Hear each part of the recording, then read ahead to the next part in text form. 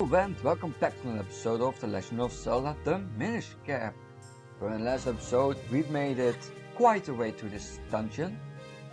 Unfortunately the audio is once again messed up, so here I am all on my own giving commentary. So what happened in the last episode is that there were 6, I think these were dark nuts appeared, and we will have to defeat them. First of all, I'm just gonna recharge my fairies because, yeah, what, fucking cat in the bottle. Because why wouldn't I refill it? It's an instant heal if I die, though it doesn't heal a lot, but it's nice to have. So first we have these two, which aren't that difficult.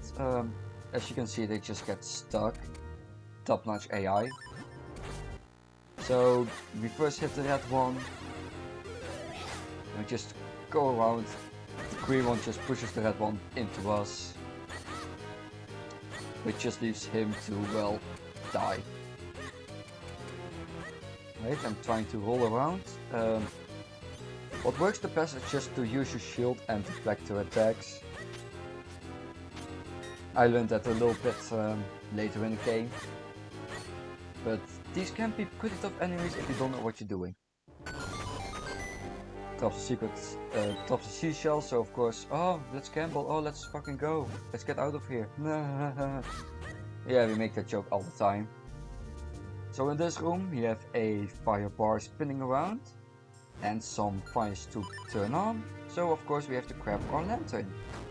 Don't know why that first one didn't turn on, but that's fine. And yeah, they slowly go out again, so I had to run around, but it's like we didn't have to go all the way again. I just wait for the part to pass, and let's go. So here we have a few kinnies. So what we didn't know while we were recording is that there's 4 kinnies and you have to kill the right one. We were just hella confused why after killing one they all died. I just happened to find the right one immediately. But after that, we have our first key. So yeah, well, we need 4 in total, so let's just head back. Feels weird to sometimes record these on my own again. I mean, I'm already not reacting to what's happening, I'm reacting to what I've been doing. So that's already a bit weird, but all on my own, it's a bit different. But yeah, to get past this we just need a rockscape. Yeah, jump up, be careful not to fall down. I don't even know if you can. Probably not, I think those bars prevent you from falling down. And here we have a completely red knight. Not super tricky, but I think they're just a little bit faster. But they should still be easy. If you're having trouble just doing this, which is not that difficult, so you should be fine. Bombs also work on these guys, it stuns them for quite a bit, making them free to attack. But you should not have any trouble with this. So here we have a pretty interesting room. We've got 4 buttons, we probably need to hit at the same time. And we got a bunch of duplication tiles. So here we are just checking to see like, oh, what's the pattern? And then it's like, well, we can't, right? I mean, maybe bombs, but then I remembered, oh fuck, I can only place 1 bomb at a time. And then we just do a spin attack. I find this room pretty interesting because it just gives you a clue that isn't necessary. It's a very simple puzzle, if you can call it a puzzle. Which I remember in the original we started talking about the Mines of Moria. Yeah, the Mines of Moria from Lord of the Rings again, how the gate that said speak friend to enter wasn't supposed to keep people out. But I already explained it in a footnote in the previous videos, that's fine. Yeah, if you fall down here you get ganged up by some Gyptos, so be careful of that. I don't remember why I'm checking the map here. I think just to check what rooms we have and what rooms we haven't been in. I accidentally walked down again, trying to escape the fire of the wizrobes. Alright, we just have to head up, and there is the treasure chest. Very simple indeed. So that's 2 out of 4. We're already halfway there. That's also most of the video. In the original, the most of the video was spent looking for an item that we missed. But we'll get to that later when we get the keys first. Alright, so we just go to the middle, avoid the fires. Now we are to the bottom left corner.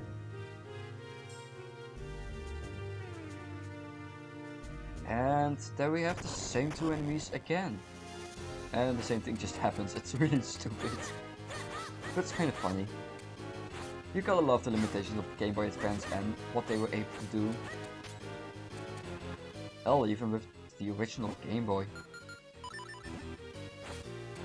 Yeah, it also blew my mind when I learned that Nintendo doesn't consider the Game Boy Color as its separate handheld console. It's just like an upgrade to the Game Boy. Which is just so weird, because I've always heard it as 2 different things. But no, some Game Boy Color games are compatible with the Game Boy. If I remember correctly, like Game Boy Color games that are only compatible with Game Boy Colors are the see-through cartridges, which is, I'm gonna be honest, is a trend that I never really liked. Everyone is like, oh my god, I can see through it, and it's like, exactly, I don't like it. And people go mad over it, it's insane. But you know, to each their own, I just don't like it. But back to the compatibility. See-through colors only for Game Boy Color, and I think the black ones are for both of them. Which is also something I had to look up, because I bought like a black Game Boy Color game and I was like, wait, is this Game Boy or Game Boy Color? It doesn't say it on the cartridge, so I had to like look up the game, look up the box art, and it's like, oh, Game Boy Color. I thought they were only see-through, because I only had see-through Game Boy Color games. Yeah, sometimes collecting games is difficult. Here we have just a one-way path, or one-line path. Here we have the guineas again. This time I think I did notice that we had to kill a certain one. And we got it, I think by pure accident actually. I didn't realize which one it was. But yeah, in this moment we were like, oh, maybe it's like you had to kill the correct one. We saw this place quite a bit earlier. There's someone shooting arrows at us, we don't care. I just killed this moblin to get past him. Probably could have walked past him too, but I'm a murderous fiend. We first check if we can go down. There are some paths here, which is a nice refilling station. I'm like 90% sure that also just respawns every time, so if you're low on arrows or bombs, go fucking ahead. Treat yourself. Alright, then we go down again. And that leaves just one more corner. Which would be a red knight again, if I remember correctly. Alright, just head through here. Now we don't have to worry about making one line. There, done, perfect. Alright. Move past here. This useless room with useless bombs. It's a very odd room, but right, you go fuck yourself. Yeah, I didn't have my shooter clip equipped, so let's do that. And then it does like a fucking storm attack.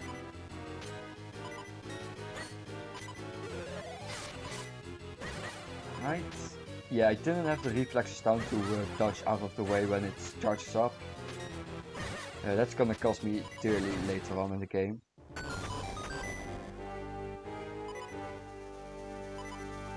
Alright, and here we have a room full of salvos. Nothing too difficult to handle, but anyway, there's also some either the wall masters or floor masters. I don't know which one is which. Doesn't really matter because they do the same thing. Luckily, we do have a warp that brings us pretty much right back. But I went to the wrong door. I need to go down first. While we're here, we might as well heal up again. I mean, the 3 fairies. That was a nice combo. Right, get the last few ones. Come on. And there we go.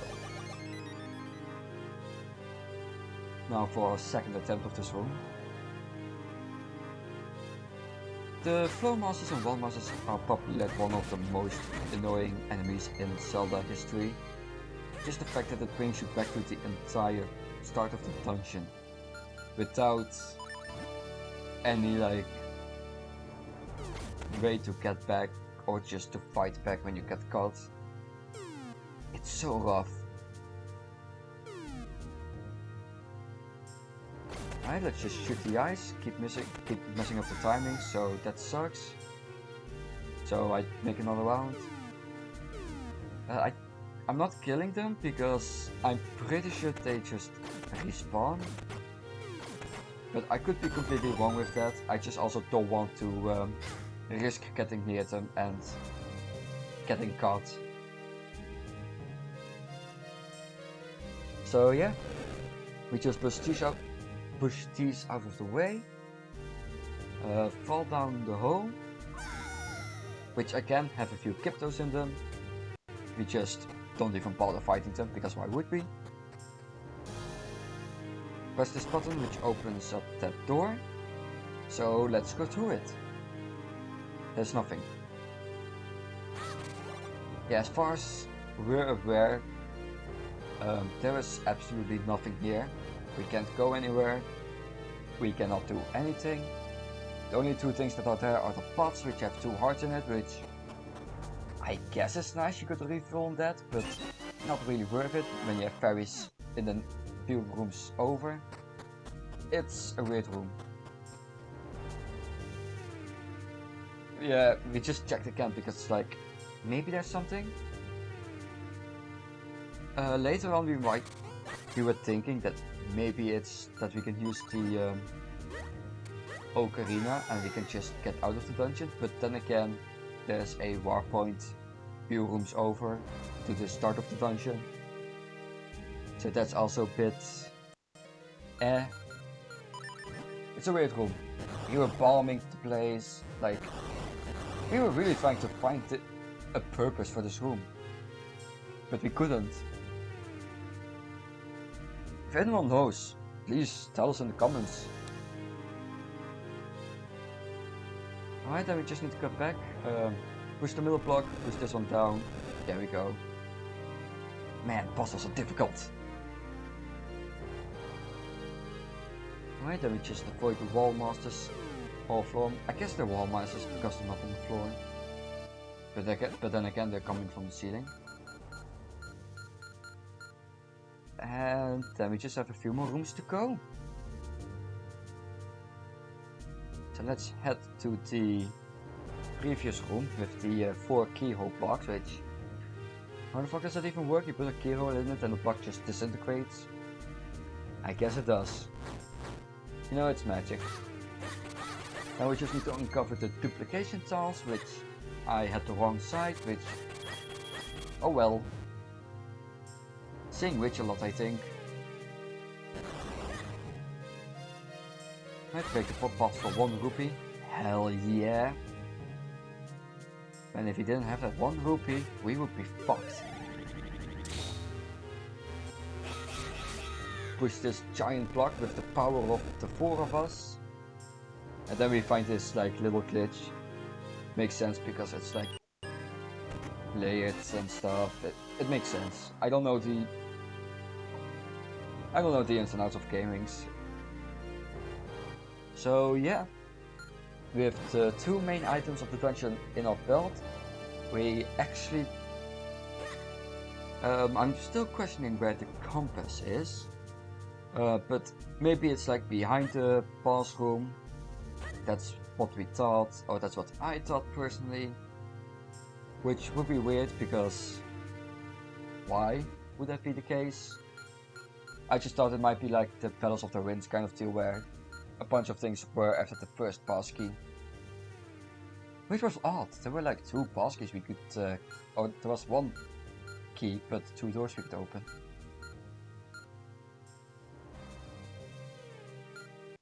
Yeah. So we were checking and it's like, oh nah, you'll be fine.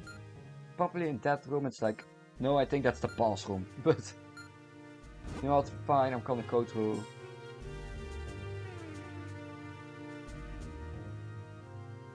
Alright, let's see, where am I going now? I think I'm going the completely wrong way. So I do open the door. Or do I? What am I doing? This is the problem with... Okay, I think I'm now going back because I do think that's the last. Yeah, there we go. Transition. So we spent like 10-15 minutes searching for the chest. So we have to go back to this kitchen room. Go through here. Avoid the fire, which I succeed. I'm actually surprised. I've already played this before. And originally we went down the stairs because I thought this was a secret, but it was actually the main way to go. The main path that looked, the thing that looked like the main path was a secret. So we get the compass here. I think we already checked, but we already cut off the chest, so we can just go to the boss room. And there we go. And that's where we're gonna end this episode. In the next, it will be the final showdown with Vaati. Goodbye.